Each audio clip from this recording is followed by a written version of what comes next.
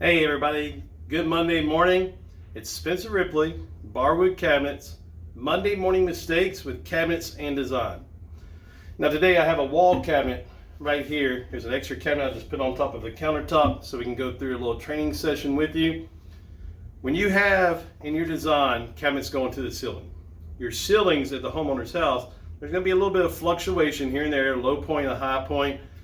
And so if you use just a crown molding on the crown to go to the ceiling, there could be instances where you have a huge glob of caulk on one side and then it's not a very consistent line all the way across.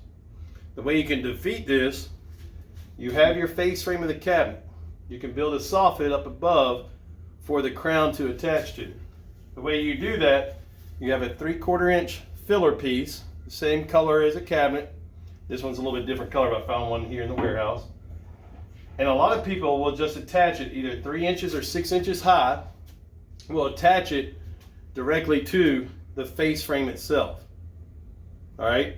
So when you have a face frame cabinet, you can take this 3 inches or 6 inches, drill a hole bit, a pilot drill through here. Use your screws and that'll pull it down. Or when you put it on here, you could have blocks of wood here, put this and attach it that way. So there's a couple different ways to attach it to. Now, the other way, when you have your cabinet, you put a block on the face frame here. Okay, so your face frame, instead of this going vertical, you have a block going here. What that does is that creates a cleat, something for me to attach to. The reason why I need that is because when I have this filler 3 or 6 inches high, I'm going to come in and I'm going to have it proud of the face frame, which means this filler is going to be the same depth as this door. It'll be right above it. So instead of being equal with the face frame, now I'm equal to the door. Why would I do that?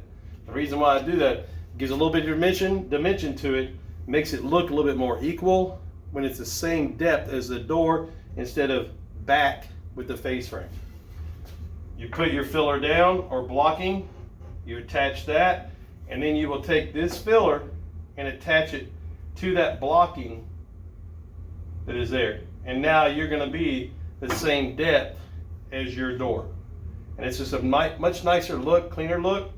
Now when you attach your crown, you can fluctuate that piece of molding with the ceiling, with the dips, with the highs and the lows, and you have a consistent line of caulk all the way around.